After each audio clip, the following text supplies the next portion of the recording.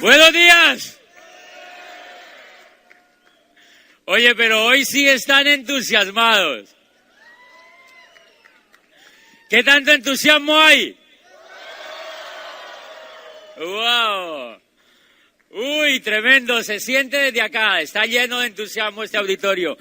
Esta parte que hoy voy a contarles, para mí fue de las más importantes en el negocio. Pero antes de yo contarles, porque quizá me voy a olvidar de una cosa bien fundamental, y es que le quiero agradecer, porque va a ser pues la última parte que voy a estar con ustedes. Voy a agradecerle a las personas que me han ayudado aquí a llegar, porque finalmente cuando uno llega a un país distinto al de uno, pues la cara del país es las primeras manos que lo tocan a uno y las primeras manos que lo reciben. Entonces yo quiero agradecerle a mis hosts, que son Germán Suárez y Rosita. Un aplauso espectacular para ellos. No se imaginan lo bien que me han atendido. Ustedes tienen que conocerlos, los que no los conozcan, porque qué calidad de personas que son ellos. Qué calidad, yo les auguro un éxito impresionante, porque tienen la actitud correcta y el liderazgo correcto para hacer esto y el servicio. Bien. La parte que yo les voy a contar es la parte de dónde sale uno, de dónde aparece en este negocio, cómo aparece, cómo se desarrolla el crecimiento en este negocio, porque yo le llamo a esa parte como lo que uno llamaría en el mundo académico tradicional un estudio de casos. Y es de las partes mejor logradas de este programa educativo, porque fíjense que en la academia cuando uno habla de temas de ciencia o de temas exitosos en cualquier área, hoy algunas instituciones a eso le llaman estudio de casos. Y los cirujanos, por ejemplo, cuando tienen un éxito en algo de su área, lo manejan como un caso. Entonces, cuando yo vi esta parte de la educación de este negocio, yo veía que los empresarios diamantes exitosos tenían el estudio de casos, planteaban el estudio de casos y finalmente ese estudio de casos fue lo que a mí me identificó, porque yo veía que si otros seres humanos habían hecho el negocio, yo también lo podía hacer. Y esta parte va a servirle muchísimo a ustedes, porque como yo les decía anoche, si finalmente yo llegué a este negocio estando pues no en la postura económica que estaba, pero sí en la postura de comodidad y de estatus, cualquier persona puede hacer este negocio. Si yo lo pude hacer, si yo lo pude ver, cualquiera de los que está aquí con mayor facilidad lo puede hacer. Entonces voy a iniciar contándoles porque tengo pues un poquito de tiempo y les voy a contar cómo fue un poquito la historia. Yo viví desde pequeñito, desde muy pequeñito viví en el centro de Colombia, en una ciudad interior de Colombia que se llama Neiva. Yo creo que aquí hay gente que está cerca de esa región o conocen.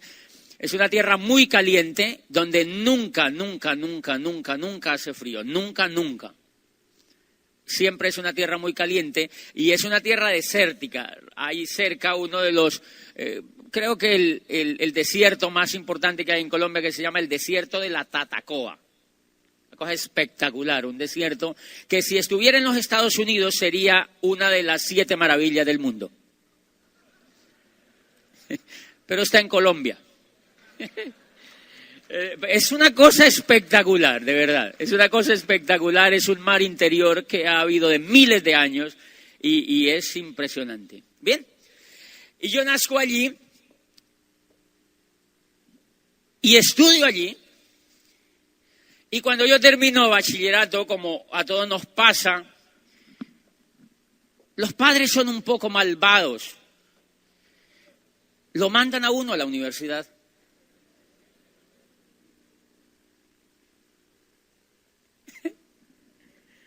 No, mentiras. Entonces yo entro en esa angustia. Hay que ir a la universidad. No porque no me gustara estudiar, sino porque yo sospechaba algo de allí.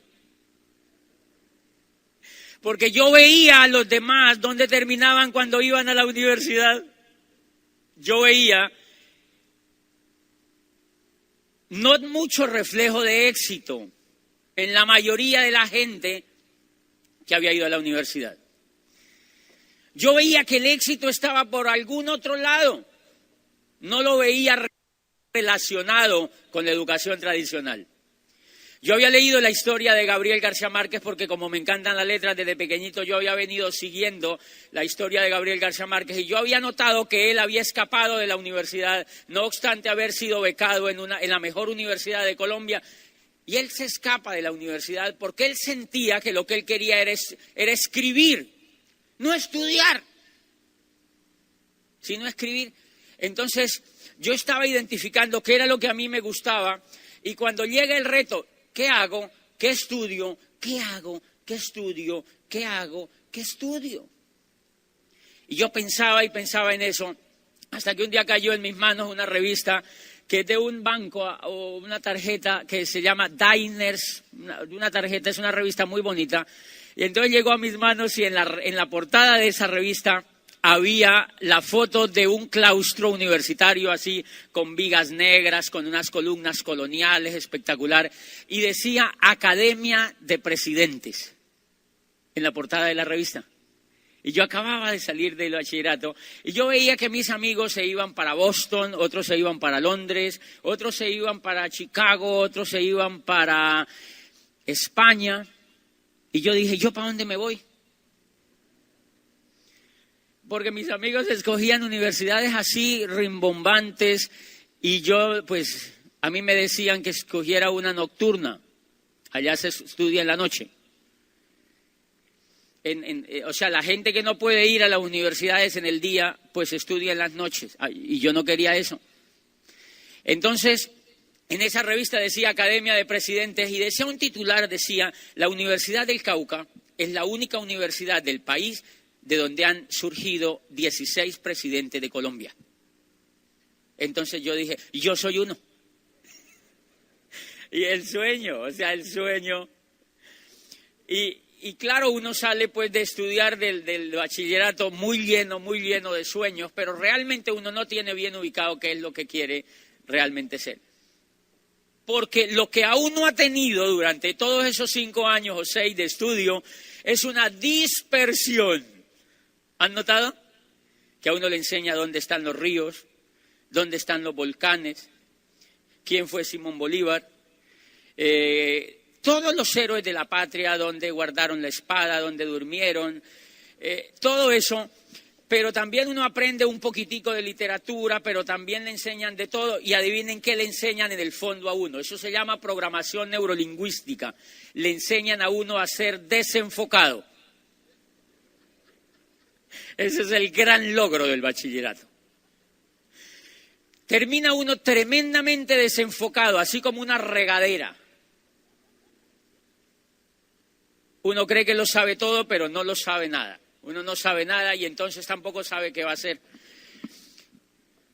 Yo elijo entonces irme a esa universidad que quedaba en Popayán o que queda en Popayán y voy a Popayán, que es una ciudad de 280.000 habitantes. Y miren lo interesante. Cuando yo voy a salir de mi país para allá, de mi ciudad, de Neiva hacia allá, yo nunca había ido a Popayán. Yo nunca había ido. Pero en esa ciudad había habido un terremoto en 1983 que fue famosísimo. Porque casi se acaba todo. Mire, fue tan famoso que hasta el Papa fue. Cuando el Papa fue a Colombia, Juan Pablo II, lo primero que dijo es, yo quiero ir a Popayán. Porque eso fue famosísimo. Aquí se oyó eso, ¿verdad? ¿No? Entonces, pues no fue tan famoso como yo creía entonces.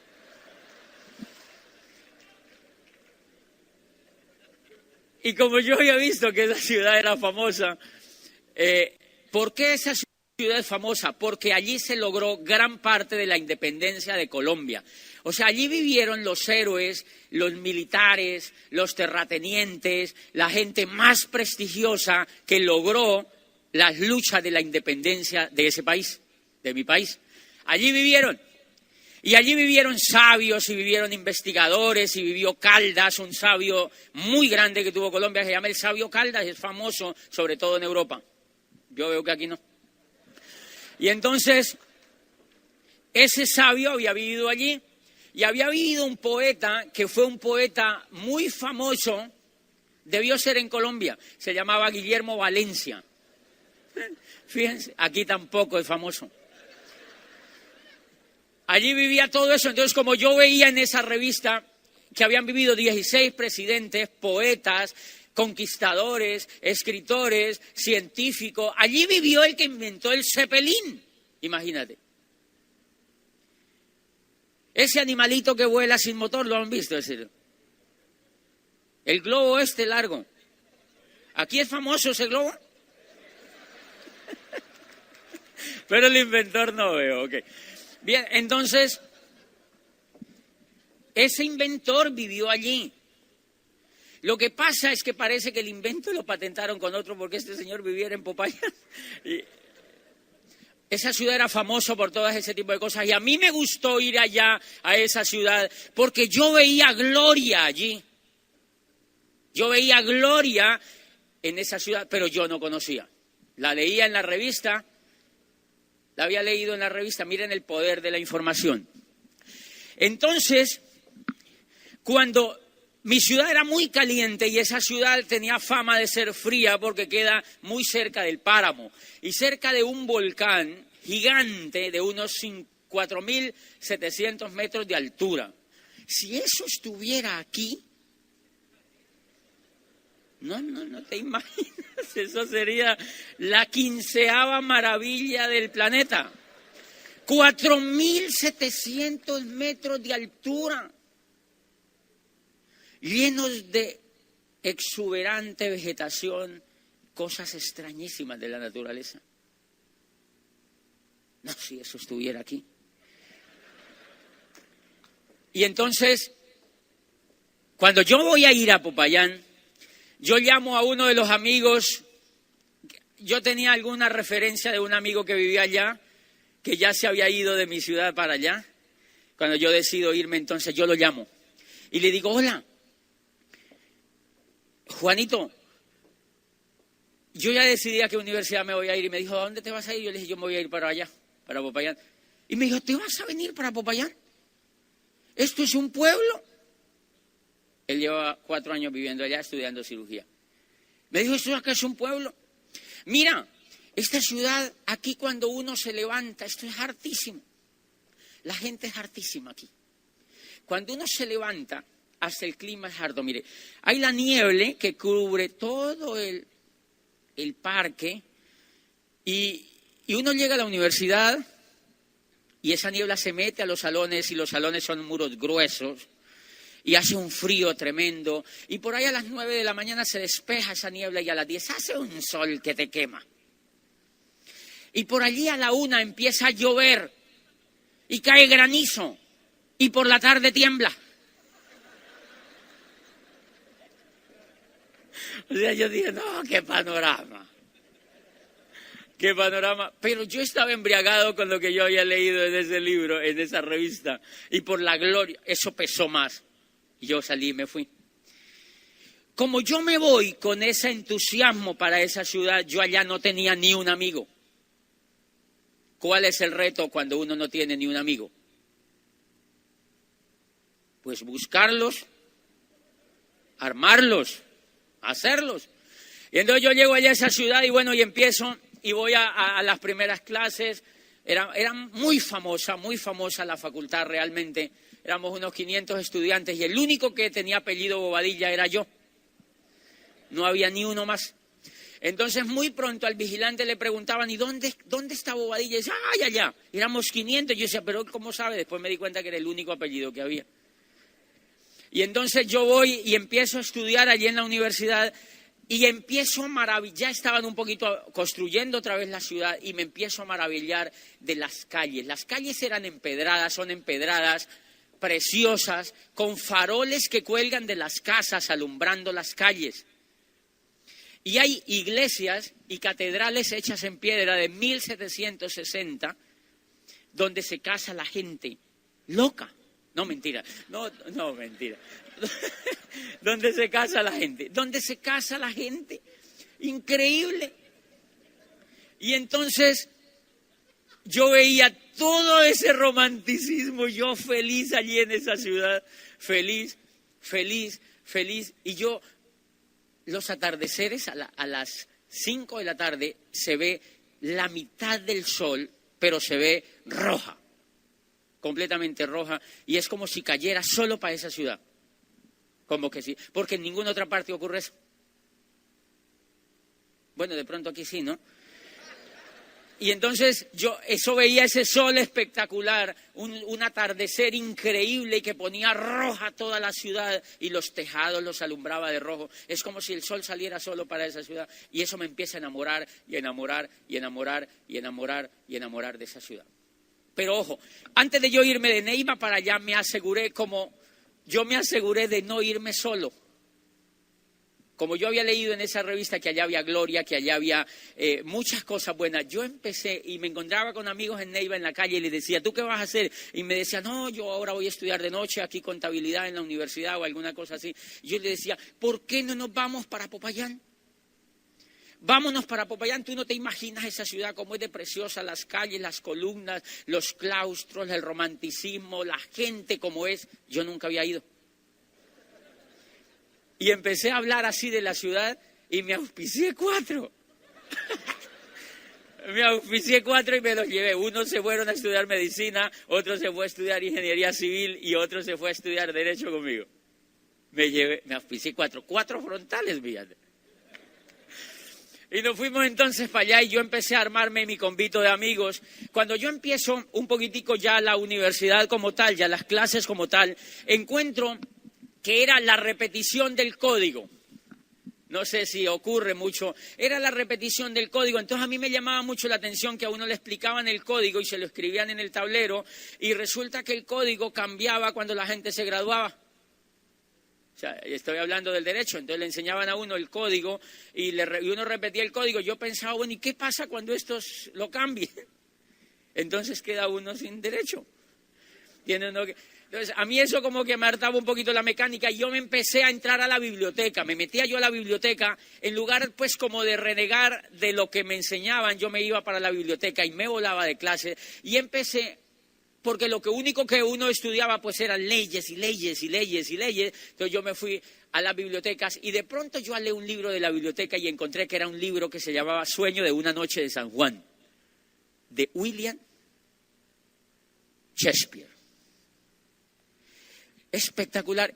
Y empiezo yo a leer ese libro y decía, contaba un pasaje espectacular, decía que Hermia, un personaje de Shakespeare, quería casarse con Demetrio, pero en aquella época victoriana no dejaban a la gente que se casara con el que quería, sino con el que ellos querían, por preservar todo el tema de la herencia y todo esto del linaje. Entonces, Hermia quería casarse con Demetrio y no la dejaban. Entonces va donde Teseo y le pregunta que qué hace ella, que ella estaba enamorada, era de Demetrio. Entonces Teseo le dice Shakespeare que Teseo le dice esto que me pareció espectacular. Le dice Teseo, pues si quieres casarte con Demetrio, cásate. Pues para esta tierra más vale la rosa arrancada del tallo a la que marchitándose sobre la espina virgen crece, vive y muere solitaria y triste.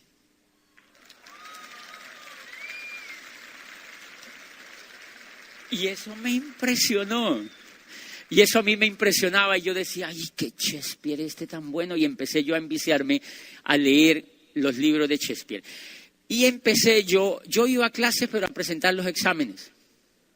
Y volvía y entraba a la biblioteca y un día me encontré con una biografía que habían escrito de uno de los más grandes argentinos que ha vivido en el mundo, que se llama Jorge Luis Borges. Entonces yo fui a esa biblioteca y encontré esa biografía y miren una cosa que me impresionó. Borges, decía el biógrafo que Borges había querido ser siempre el director de la Biblioteca Nacional de Buenos Aires, que es una de las bibliotecas espectaculares que existe en Hispanoamérica. Y entonces miren lo que ocurre justo cuando Borges es nombrado director de la Biblioteca Nacional de Buenos Aires después de ser muy, muy prolífico en las letras y de tener todo el éxito literario que tenía ya a muy avanzada edad. Justo en la semana cuando lo nombran como director de esa biblioteca, Borges quedó ciego. Ciego. ¿Tú te imaginas? Un escritor que se la pasaba leyendo todo el tiempo quedó ciego. Entonces dice el biógrafo que los amigos lo visitaban un poquito para decirle, así como cuando los amigos le dicen, qué pesar, lamentamos mucho. Borges construye una de las obras que me parece a mí espectaculares, sobre todo para lo que nosotros hacemos. Borges les escribe el poema de los dones, donde les dice: no rebajéis a lágrima o reproche esta demostración de la maestría de Dios que con magnífica ironía me dio a la vez los libros y la noche. No te quejes, porque estoy feliz con lo que me ha pasado.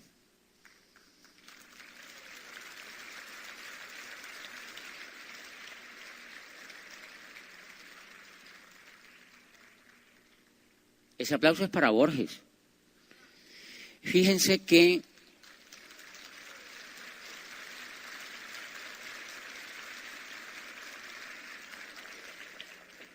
¿qué estaba aprendiendo ese muchacho que estaba estudiando Derecho allí? Estaba aprendiendo actitud. Estaba aprendiendo actitud. La literatura enseña mucho de eso. Y una vez dentro de esa carrera también encontré otro libro que lo había escrito un español que se llama Camilo José Cela, que fue Premio Nobel de Literatura. Y había un pasaje en uno de los libros que se llama Pabellón de Reposo, que era la historia de toda la hecatombe que causó la tuberculosis. Y dice en esa parte que había una niña. Habían dos muchachos, una niña y un muchacho de estos, enfermos, a punto de morir de tuberculosis, y entonces el muchacho le escribe, ya muriendo, a esta persona que lo acompaña allí, también igual muriendo, le dice que ella es muy linda, que él quiere pues ser más amigo de ella y que él la quiere amar. Entonces ella le escribe una carta espectacular, le dice: el lindo eres tú. Tú tienes el corazón de oro. Lo que ocurre es que está ahogado por ese caparazón de cultura que se obstinan en colgarle como lastre a aquellos que hubieran podido nacer para poetas. Y yo decía, ¡guau! Y yo seguía leyendo más. Fue mi primer acercamiento con el PEC. De allí nació mi hambre por el programa educativo de este negocio. Cuando yo leo y leo allí y empiezo a cultivar la actitud, me parece eso tan importante que yo empecé a organizar una especie de tertulia con estudiantes para compartirles lo que decía Shakespeare, lo que decía Cela, lo que decía el otro. Y muy pronto ocurrió que en ese grupo aparecieron, dentro de todas las universidades que habían, más de 1000 estudiantes que se reproducían en pequeñas tertulias hablando de literatura y hablando de lo que ellos también leían. Yo ya estaba haciendo este negocio sin estar. Lo que pasa es que allá no pagaban.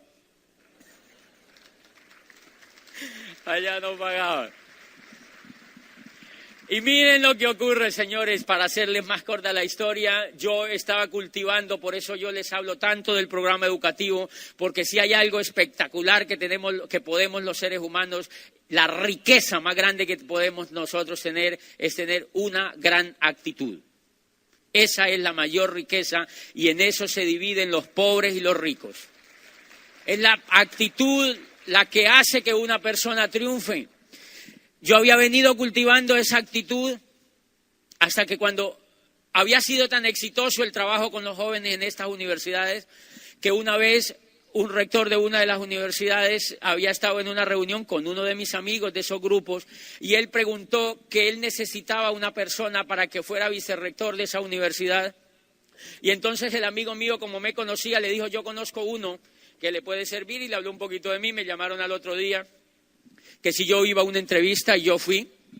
Yo pensaba, yo no quería ser empleado porque yo había leído que el empleo, y yo con todo respeto, pero yo lo leí, yo había leído que el empleo era la evolución de la esclavitud. Ahora, pues eso no es ningún secreto, porque es que se parece mucho. Sí, porque son dueños del tiempo de uno, de los sueños de uno, de la voluntad de uno. Uno pasa más tiempo con el jefe que con la familia. ¿Cómo se explica usted eso? ¿Será que uno está enamorado del jefe? No. O sea, ¿cómo se explica que uno deje la familia tirada y se vaya a trabajar 10 horas con otro por dinero? Y entonces decía el autor que la única diferencia entre la esclavitud y el empleo era que pues a los empleados no les pegaban. Por eso es que a uno con empleo no le pegan, porque eso está prohibido. Eso está prohibido por el código. Entonces, yo no quería ser empleado porque me parecía que era meterme allí a una jaula, pero como igual uno de universitario tiene problemas siempre de no abundancia de dinero, entonces fui a esa entrevista. Y me preguntaron en esa entrevista, me dijeron, doctor, yo tenía 27 años y apenas estaba, pues, yo me gradué un poquito tarde, pero apenas estaba terminando. Los abogados tenemos que hacer una gincana para graduarnos, preparatorios, exámenes de no sé qué, es lo que uno llamaba una gincana, que es como una carrera de obstáculos. Entonces, yo estaba apenas iniciando esa carrera de obstáculos para graduarme y me invitan a la entrevista y me dice el rector, me dice, había una junta ahí y me dicen, doctor, ¿usted cuánto pediría por trabajar aquí? A mí me pareció rara esa porque a mí me habían llamado. Entonces yo les dije tanto y digamos que yo les pedí un poco más por encima del promedio de lo que allí se pagaba. Entonces me dijeron, ¿y es negociable? Y yo le dije, sí, hacia arriba. Yo estaba con buena actitud, fíjate que en ese momento yo estaba con buena actitud. Ok, al otro día me llamaron y me dijeron, listo, queda contratado y empieza a trabajar. Empecé a trabajar y yo le metí pasión a ese trabajo, le metí pues muchas ganas, trabajaba con profesores, me reunía con estudiantes, yo había estado leyendo educación, entonces me gustaba todo ese tema. Y a los 6 meses el rector se fue de la universidad. Entonces a mí me llamaron y me dijeron que si yo aceptaría ser rector de la universidad. Y yo no me había graduado. Yo todavía estaba en la carrera de los obstáculos para graduarme. Y eso era gravísimo porque yo no me gradué y me dijeron, no, te damos 6 meses para que te gradúes. Pero tiene que ser top secret porque si un estudiante se da cuenta, te van a sacar. Entonces yo dije, listo, pues aceptemos. Y entonces acepté, me posesioné y todo el tema. Y entré a esa universidad con todas las ganas, empecé a trabajar y justo, pues obviamente la Facultad de Derecho donde yo me gradúo me manda una carta así espectacular, que era un orgullo que uno de sus alumnos fuera un rector de una de las universidades de allí, que allí se notaba lo que me habían enseñado. Ay, descarados, ¿eh? No, mentiras. Y entonces me mandaron una carta preciosa y quien me mandaba esa carta preciosa era el decano, era una persona que a mí me había dado Derecho y Ciencias Políticas como profesor. Él había sido profesor mío y me había dado Derecho y Ciencias Políticas y en ese momento él ya estaba de decano. Entonces me mandó la carta felicitándome. Bueno, yo leo la carta, pero él yo creo que quería hacer otra cosita porque a los 8 días de haberme llegado la carta apareció en mí. Ese profesor era comunista.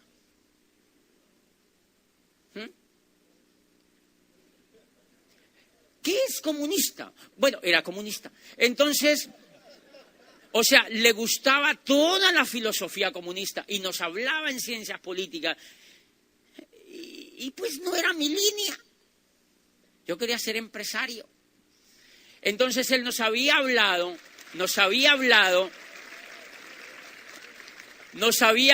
siempre de esa línea. Cuando ya era rector y cuando ya era el decano de la Facultad de Derecho, donde yo me había graduado, me manda la carta a felicitarme. Y justo a los 8 días apareció en mi despacho, con una sonrisa de aquí a acá. Cuando él no sonreía, yo nunca le había visto los dientes. Pero a los 8 días que me llega la carta, apareció en mi oficina con esa sonrisa y me contaba. Yo le decía, ¿por qué estás tan contento? Y me dijo, no te imaginas lo que te vengo a contar. 1998. Estoy comenzando un negocio.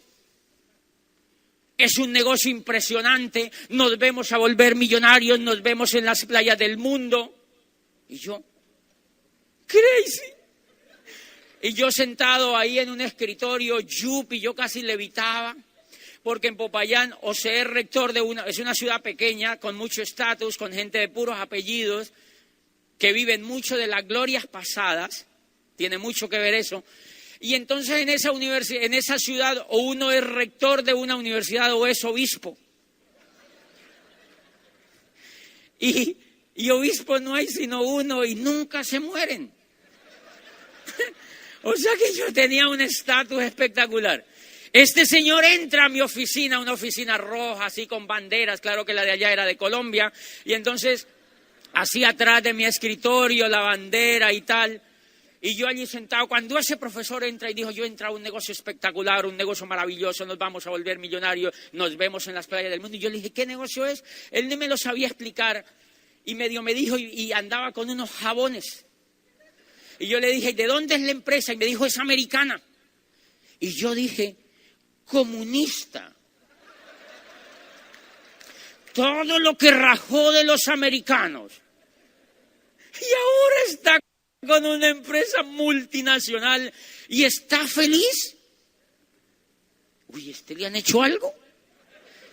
Y entonces yo lo veía transformado y andaba en el carro oyendo pues como unos discursos. Yo lo oía que él se subía al carro porque una vez lo acompañé hasta el carro y prendía unos discursos allí. Bueno, entonces él me dijo, y yo te quiero invitar a eso. Entonces yo pensé inmediatamente soy rector, no me he graduado, él es el decano, me está del decano de la facultad donde me voy a graduar, me está invitando a un negocio, yo necesito graduarme, ¿qué pasa si no entro? ¿Qué pasa si yo me meto a eso?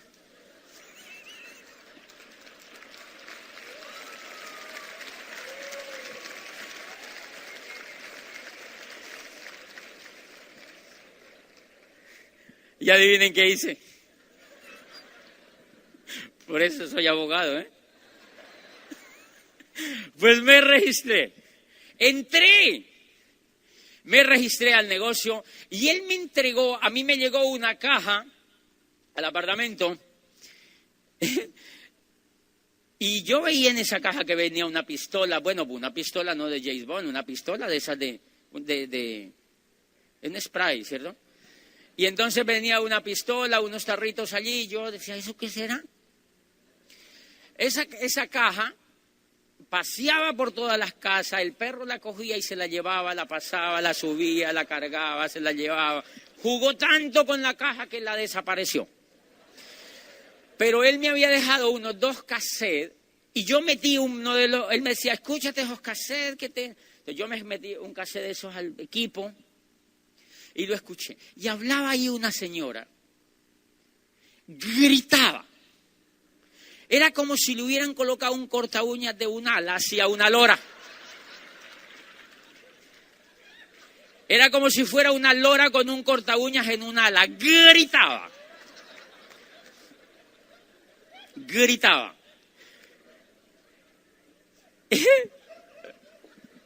¿Por qué se ríen? Entonces, como yo venía de la academia tostada, tiesa, acartonada y circunspecta, pues imagínate que yo decía, ¿y a esos que a mí me invitan? Porque yo instalaba cosas así, buenos días, señoras y señores, así. Entonces yo oía esa gritería, yo apagué el equipo. No oí más, esto no es para mí, apagué el equipo. Y seguí en lo que seguía. El profesor, este decano, me llamó a una reunión y me dijo, vamos a contarle a unos amigos tuyos. Y yo dije, ¿a unos amigos míos? Y me dijo, sí, invítate a unos amigos tuyos y le vamos a contar. Y él se fue con el upline de él.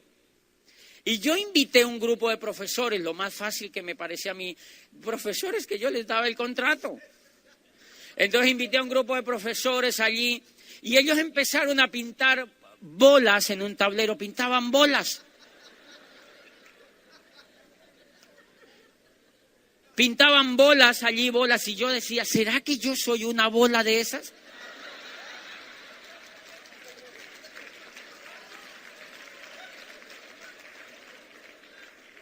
Entonces, yo veía ese pocotote de bolas y miren lo que ocurrió. Yo me hice detrás de todo el grupo, así como agente secreto.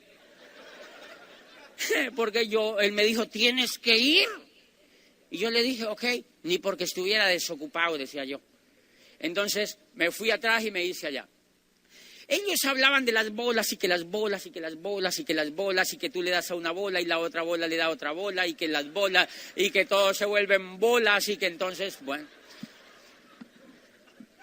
Pero siempre concluyeron en lo mismo y decía, y nos vamos a hacer millonarios y nos vemos en las playas del mundo. Y yo decía, ay, otra vez con eso. ¡Qué cursi! Yo decía, ¡qué cursi! Playas del mundo. Yo nunca, sinceramente, si había estado en 2 playas sería muchísimo. Porque esa ciudad no ve las playas sino en televisión. O sea que la imaginación para las playas, pues no es mucha. Ni nos importaba mucho allí. Pues las únicas playas que habían eran unas playas cercas que eran muy feas y a uno lo robaban. Uno no quería ir a las playas allí. Entonces, y nos vemos en las playas del mundo y nos vamos a hacer millonarios y eso a mí no me causaba. Cuando terminan ellos ese pequeño plan, se queda todo el mundo en un silencio sepulcral. Entonces el decano dijo, ¿quiénes quieren ingresar a este negocio con el doctor Bobadilla?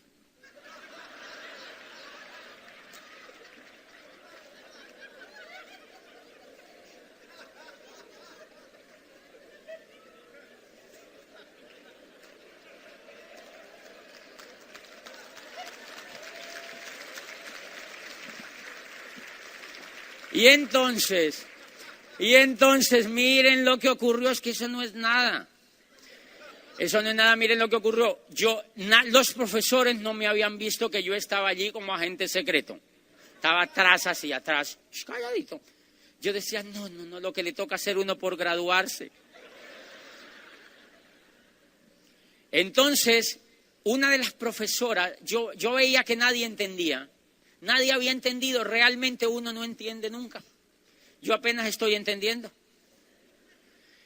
Los profesores no entendieron, creo, y estaba en silencio y nadie decía nada. Como nadie hablaba nada, dijo una profesora, profesor Amparo, ¿usted va a entrar a eso? Yo ya no sabía que yo estaba allí. Y entonces la profesora Amparo le dijo, no, yo no voy a entrar a eso. Así despectivo, dijo, yo no voy a entrar a eso. Y la otra profesora le dijo, yo sí. Entremos, colaborémosle al rector.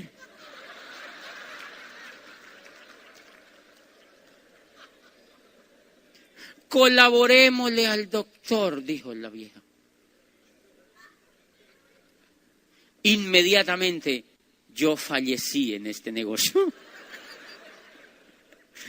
Inmediatamente yo no quise saber más de mi negocio. Yo ni siquiera sabía que tenía negocio. Me cobijé la neurona con ese tema. Y me volví a mi oficina. Pero como el decano sabía que yo era su socio, me gradué. Sí, me ayudó. Ahora sí se puede decir, ya soy diamante.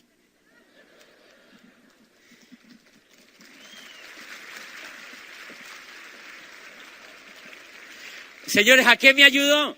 No me regaló el título, simplemente me agilizó los términos. Si eran 2 meses, me decía, no, en 3 días. Y en 15 días me estaba graduando. Yo tenía medio escrita la tesis, a mí me gustaba escribir, presenté los preparatorios, así como dando planes, y pasaba. Yo decía, es increíble que estando 5 años aquí, ¿cómo no voy a poder dar razón de eso? Y entonces pasé y a los 15 días me estaba graduando y me gradué. ¿Y cómo me gradué? Misión cumplida.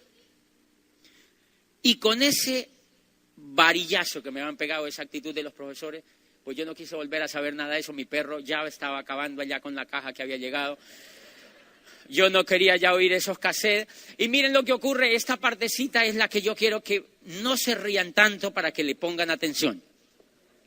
Esta partecita es la más importante porque yo entro a hacer lo siguiente. Yo trabajaba, me iba a la casa a ver televisión y gastaba. Trabajaba y gastaba. Trabajaba, veía televisión y gastaba. Trabajaba, veía televisión y gastaba. Trabajaba, veía televisión y gastaba. trabajaba, veía televisión y empecé a encontrar una cosa. A mí empezó no a alcanzarme la plata. Es una cosa rarísima.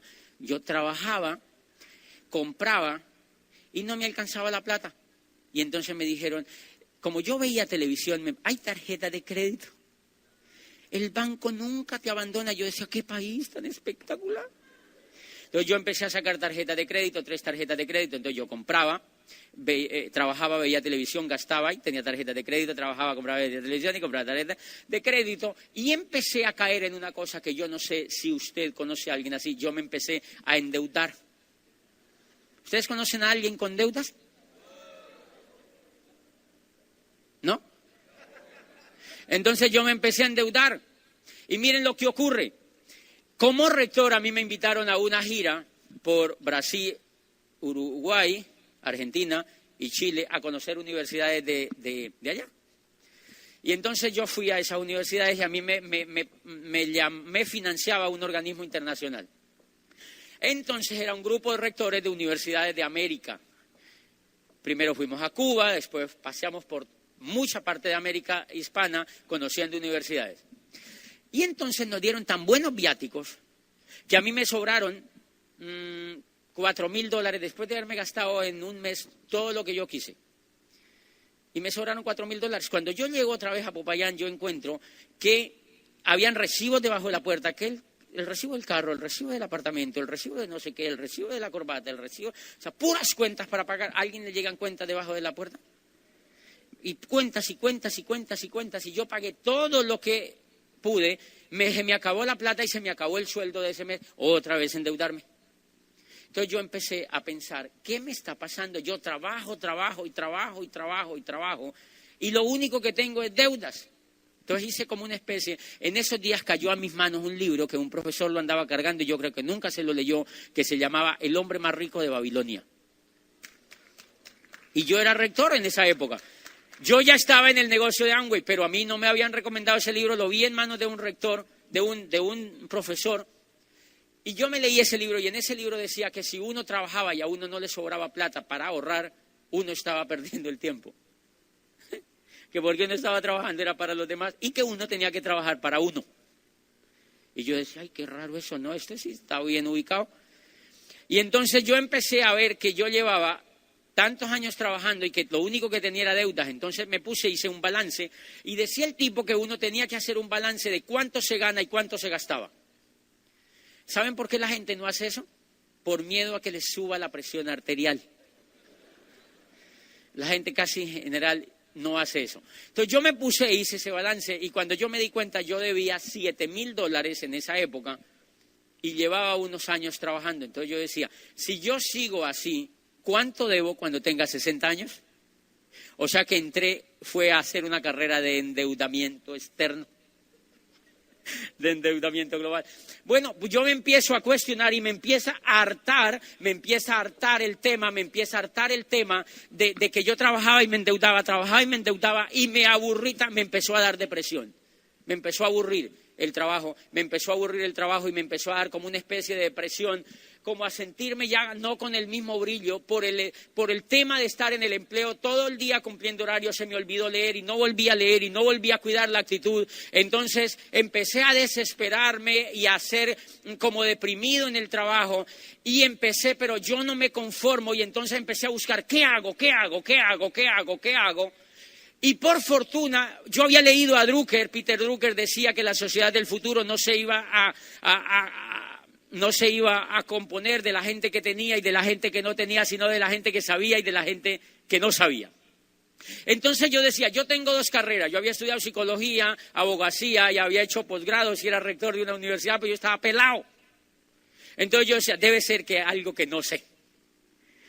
Como yo estaba en la academia, me averigüé una universidad en Europa y me presenté a hacer un doctorado, porque yo creía que me faltaba algo. Y me pasé a esa universidad a estudiar un doctorado en psicología de las organizaciones. Yo hice fiesta, porque pasé, le conté a todo el mundo y renuncié a mi trabajo como rector. Imagínate, pasé la carta de renuncia, me voy, renuncié 1 año antes del viaje, porque a uno lo aceptan 1 año antes. Me aceptaron, pero para el periodo siguiente. Yo hice fiesta y renuncié a la universidad y estaba pletórico porque yo dije, ahora sí, voy a buscar lo que yo quiero, voy a avanzar en la vida, voy a estudiar un doctorado. Y me presenté a esa universidad, hice fiesta, y cuando cumplí el año de preaviso, me fui y me despidieron con todos los juguetes. Me voy para Europa.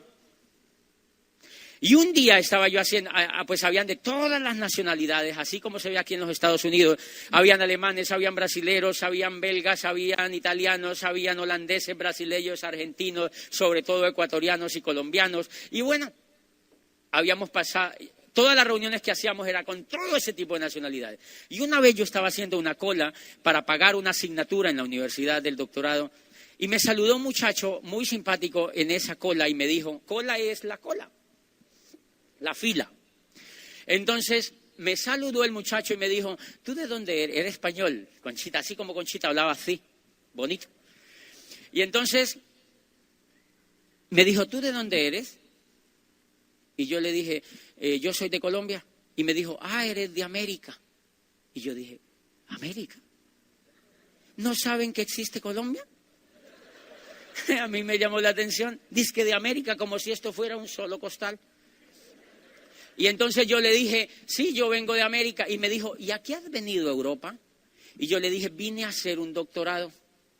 Y me dijo, ¿y te has venido de América a Europa a hacer un doctorado? Y yo le dije, sí. Y él se quedó así como impresionado. Entonces yo no me aguanté las ganas y le dije, ¿y tú qué haces? Y me dijo, yo acabo de terminar mi licenciatura.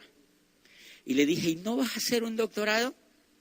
Y se quedó viéndome y me dijo, ¿y eso como para qué?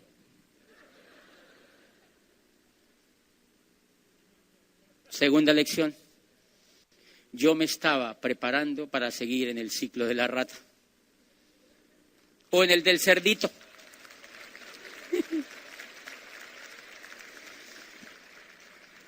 Porque si Kiyosaki patentó el ciclo de la rata, yo patento el ciclo del cerdito. Yo estaba preparándome para hacer el ciclo del cerdito, solo que con un doctorado encima. Yo empiezo a evaluar ese tema y tomé una decisión radical. Yo había estudiado la historia de la universidad y ahora no alcanzo a contarles 2 minutos de eso, que es espectacular. Y yo decía, ¿cómo es posible, oiga, sí, que me hayan hecho venir desde América a Europa a hacer un doctorado? Si eso se hacía en la Edad Media, porque los libros no se podían transportar. Pero estamos en el siglo XXI. Hello. ¿Yo para qué me vine por acá? Y empezamos a analizar. Yo negocio con el comité de doctorado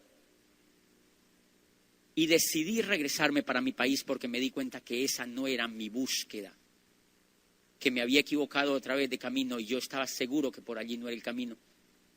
Yo me había ido era porque estaba desesperado simplemente. Pero, señores, tomar una decisión de volverse es más difícil que tomar una decisión de irse. Y dije, pero es mi futuro. Yo decía, algo bueno debe haber para mí en el mundo. Y entonces renuncio a estar allá, negocio con el comité de doctorado que me dejara volver a Colombia y que yo quería seguir estudiándolo porque ya había hecho el periodo más importante que tenía el doctorado presencial. Y entonces me dijeron, ok, vuelve a Colombia. Y vamos a seguir conectados y te vamos a poner un tutor y no sé qué y tarará. Y entonces yo dije, bueno, me voy para Colombia otra vez. La universidad se enteró que yo regresaba y me dijo, queremos que vuelva a ser rector otra vez.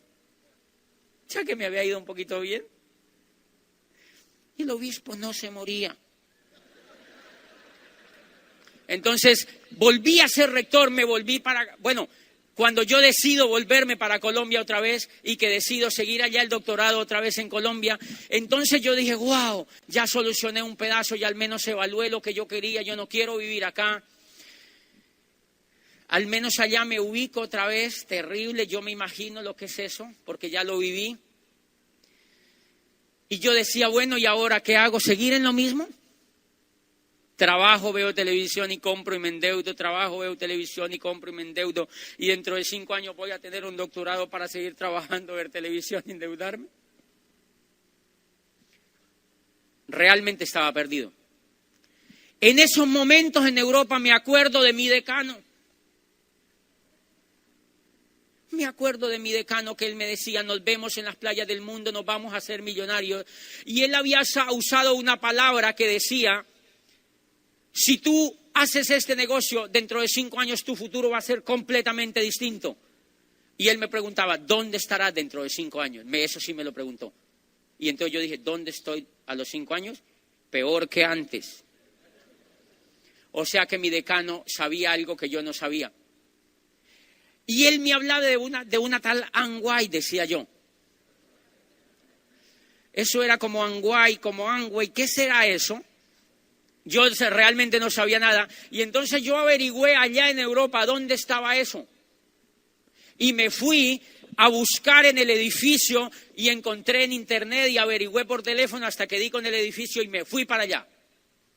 Y yo dije, voy a ver qué es eso. Señores, este negocio no lo hace alguien que no ande buscando algo. Lo hace alguien que ande buscando. Por eso hay gente que me dice, yo le doy el plan y le doy información. Ay, no. Hay gente que me dice, yo le doy el plan, les doy información, les hago perseguimiento y la gente no entra. Yo le digo, no anda buscando nada. Los caballos toman agua porque tienen sed. Si no hace una prueba, lleva un caballo, llévalo a un pozo, cógelo de las crines y dile, toma agua, mira, toma agua, toma agua. Te agarra a patadas si no tiene sed. Entonces yo era un caballo con sed. Y voy a ese edificio allá, se llamaba el edificio Pacific, un edificio precioso, decía Amway ahí a la portada, y yo entré. Señorita, mire, yo soy un colombiano que estudió aquí un doctorado, y yo quiero ver esa cosa de Amway porque me han dicho, ¿qué es? Yo quiero saber qué es, yo sé que esto es un buen negocio, pero yo no sé mucho. Yo quiero que tú me contactes con la persona que tenga éxito aquí en este país para yo hacer ese negocio. Yo quiero más información. Y me dijo la señora, ok, una niña de servicio al cliente. Me pasó un rollo de catálogos y me dijo, te voy a contactar con doña María, es la primera persona que entró a este país, una de las primeras personas que entró a este país. Y yo dije, uy, espectacular. Y entonces me dio un arrume así de catálogos, y yo me fui para el apartamento. Me fui con los catálogos y me senté ahí en la sala así. Y yo los puse así, los catálogos, y yo decía, es rector universitario, columnista de prensa, psicólogo, haciendo un doctorado, con todo el pedigrí académico que yo tengo, y estoy a punto de entrar a la venta por catálogo.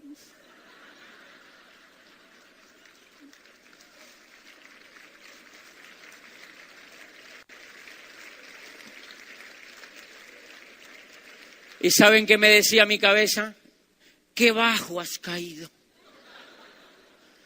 ¡Qué bajo has caído! Y miren lo que ocurre, yo llamo a esta persona y le digo, mira, yo soy un colombiano que está aquí y que quiere ver esa oportunidad. Y me dijo la señora, claro, nos vemos ahora donde estás ubicado, nos vemos esta noche a las 7 y nos hemos puesto una cita y nos vemos a las 7. Y la señora me llevó a su casa y me explicaba el negocio allí rapidito y decía, y nos vamos a hacer millonarios y nos vemos en las playas del mundo. Y yo decía, otra vez es lo mismo.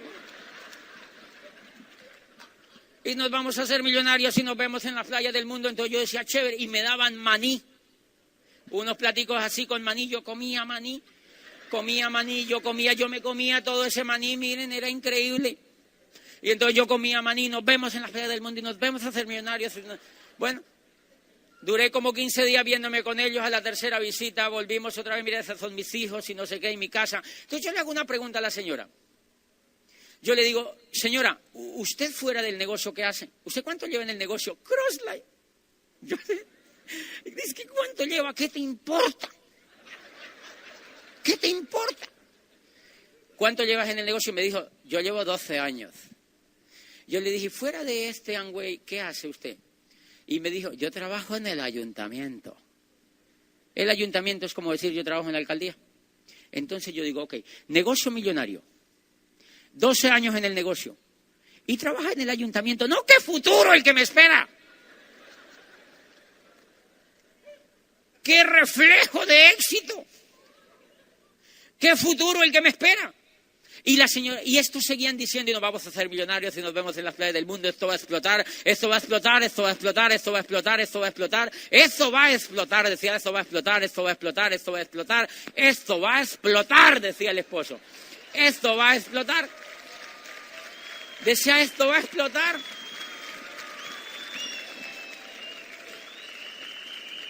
Y como ellos decían tanto, esto va a explotar, y esto va a explotar, y esto va a explotar, yo dije, yo mejor me voy de aquí, ¿qué tal que esto explote? Yo mejor me voy de aquí.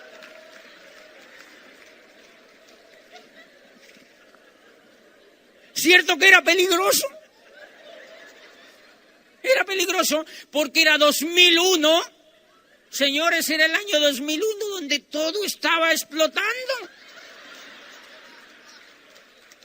Yo mejor salí, me vine para acá, para allá. Y no entré al famoso negocio, no entré. Señores, llego a Popayán otra vez, me vuelvo rector otra vez de la universidad. Me posesiono con dignidad otra vez, como chicle masticado ya, sin esperanza, seco. Se me veía en la carota que no tenía esperanza. Pero algo en mi mente decía, debe haber algo por aquí, debe haber algo por aquí, debe haber algo por aquí, debe haber algo. La vida no puede ser tan salvaje, decía yo. La vida no puede ser así tan salvaje. Y entonces yo dije, debe haber algo para mí. Yo decía, debe haber algo para mí, debe haber algo para mí, debe haber algo para mí. Y señores, en este negocio después leí un libro que se llama El 11º Elemento, donde dice que la mente es como un radar que lanza imágenes y ondas y que simplemente esas imágenes u ondas consiguen lo que uno quiera. Por eso es que uno no puede ser pesimista. Porque si uno dice, estoy mal, estoy mal, estoy mal, dice el coco, listo, vamos a estar mal entonces. Porque la cabeza es medio bruta. Hace exactamente lo que uno le diga. Y si no, haga un ejercicio, salga ya a la avenida y diga, ¿qué tal que a uno lo cogiera un carro? ¿Qué tal que a uno lo cogiera un carro? ¿Qué tal que a uno lo cogiera un carro? Te aplasta un tractomula. ¿Es así? La cabeza consigue exactamente lo que uno quiera. Y bien, yo salía y decía, debe haber algo para mí, debe haber algo para mí, debe haber algo para mí. Imagínate cómo era mi situación después de esos porrazos que me había pegado. Por eso es que los jovencitos casi no ven el negocio. Yo felicito a los jóvenes que hay aquí, porque los muchachos no los ven.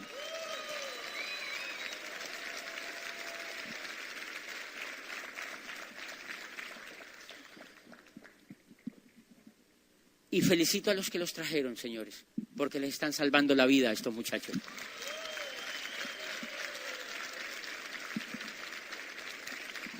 Muchos de los jóvenes no ven este negocio porque no se han pegado los porrazos que tienen que pegarse en la vida para entender una buena oportunidad.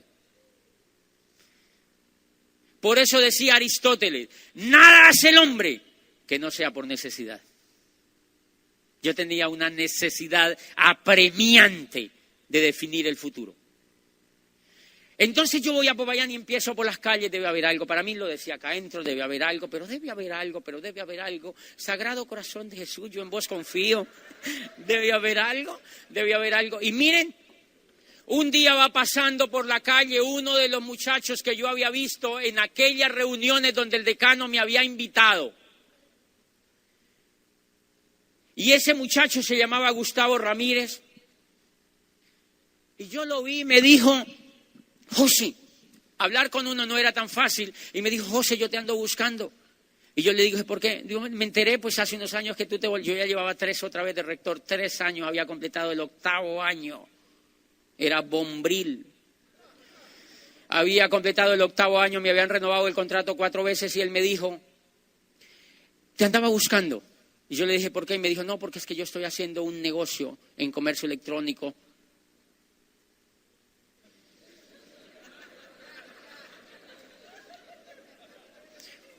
Y me dijo, y te tengo en una lista, es algo espectacular, te lo quiero contar.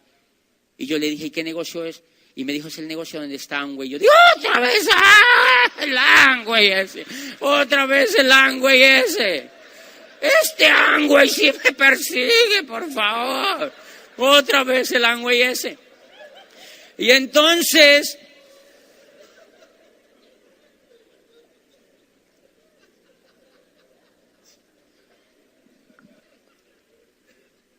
¿Suena chistoso? Y entonces yo le dije, váyase a mi oficina y hablamos. Y mire, él fue a mi oficina y me contó. A mí él me caía muy bien. Es clave que tú generes una buena relación con el upline. Por eso es tan importante tener una buena relación con el upline. Él a mí me caía bien y nos empezamos a hacer amigos y me dijo, mira, con este negocio, yo le dije, ¿con ese negocio yo me puedo ganar lo que me gano en esta cosa aquí? Y me dijo, sí. Yo le dije, ¿y uno cómo hace? Le dijo, pues haciéndolo, me dijo. Y entonces yo le dije, listo, hagámosle, entremos. Él me mostró cómo se ganaban las cifras y yo le dije, ¿en cuántos tiempos yo me puedo ganar lo que me gano en esta universidad? Y me dijo, ¿en unos 4 meses? Y yo le dije, esto está buenísimo. Y entonces yo le dije, listo, yo entro a esa cosa. Entonces entré, volví, firmé, ya con él. Pero miren lo interesante, él no me dio maní, me dio fue CDs. Él antes de irse me dejó un paquete de cassette. Y yo le dije, yo no escucho cassette, yo escucho CDs. ¿Qué negocio es ese?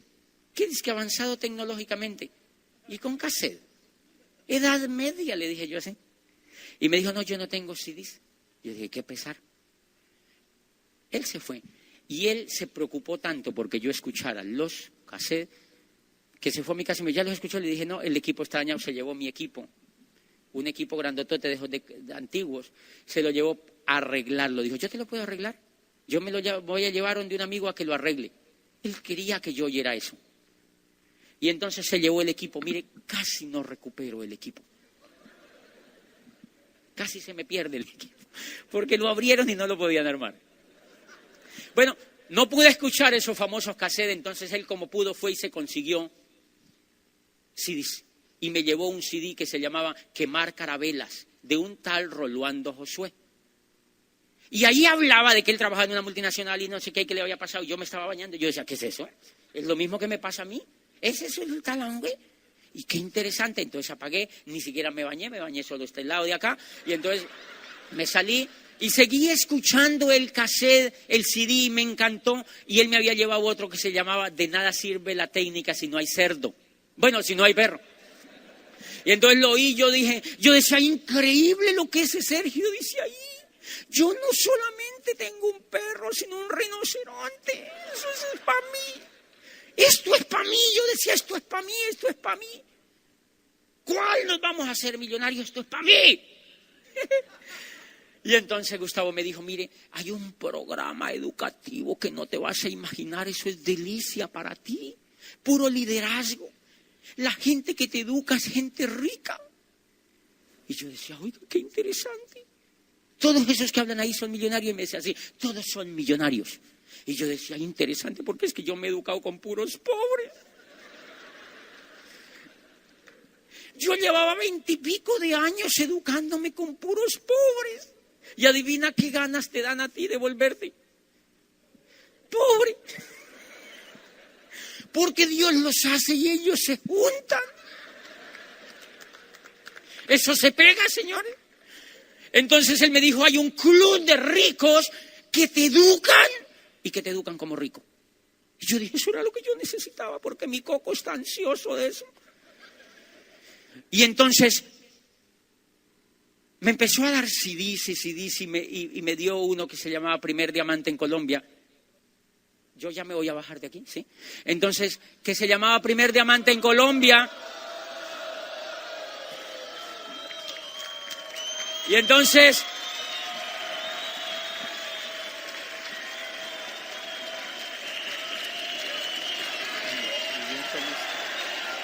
me alegra, gracias.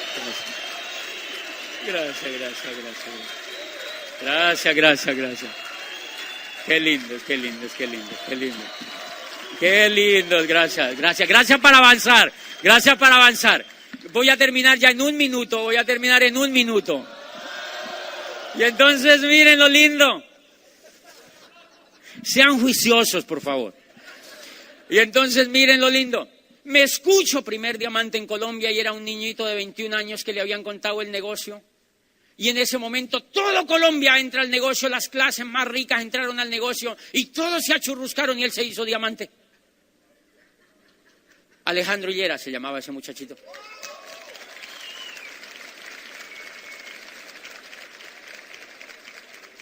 Y era el primer diamante en Colombia y todo lo que ese muchachito decía en ese CD a mí me caía. Él decía, yo hice este negocio porque no quería terminar como todo el mundo termina. Yo decía lo mismo, no, estos son los que yo necesito acá para hacer un club. Y entonces yo empecé a escuchar CDs y CDs y CDs y CDs y CDs. Y yo le decía a Gustavo, ¿tiene más? Y me decía, no tengo más. Entonces yo cogí y le dije a Gustavo, camine, vamos donde el decano. Y le preguntamos a ver en qué va. Crossline, mire, ¿qué te importa? Y entonces me fui para donde el decano, nos fuimos en un carrito que tenía Gustavo así como una cucaracha, parecía exactamente como una cucaracha. Y nos fuimos para allá. Y él se había divorciado de la esposa. Entonces estaba la esposa sola en la casa. Y me dijo, no, nosotros nos divorciamos, ese negocio era espectacular, pero nosotros ya no salimos del negocio. Y justo cuando nos salimos del negocio, pues ya no estamos juntos. Amábamos el programa educativo, pero nosotros nos achurruscamos. O sea, no siguieron en el negocio. Y yo le dije, ¿y ustedes alcanzaron a comprar cassette? Y me dijo, claro, compramos una caja que parecía un ataúd así grande de cassette. Y eso era carísimo, me dijo la señora, era una caja grandísima. Y yo le dije, ¿tú la tienes por allí?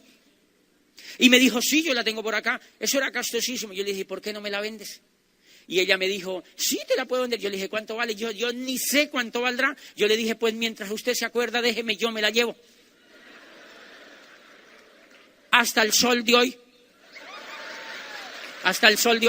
Yo me llevé esa caja. Señores, yo me llevé esa caja para la casa y yo tenía un Volkswagen de esos escarabajos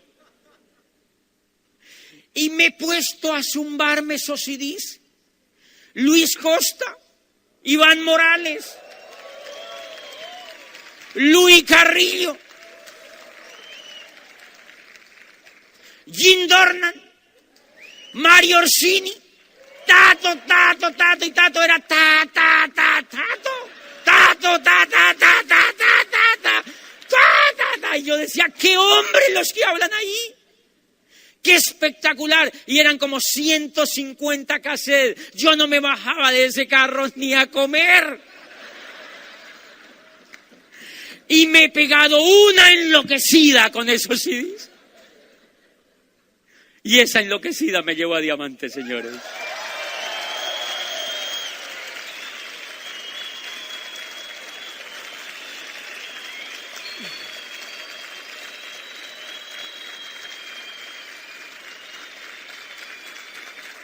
Este negocio tiene un programa educativo tan poderoso que es como cuando tiran un cohete a la luna. Hace una propulsión tan grande que te eleva. Tú tienes que conectarte a él y nos vemos como diamante. Buenos días.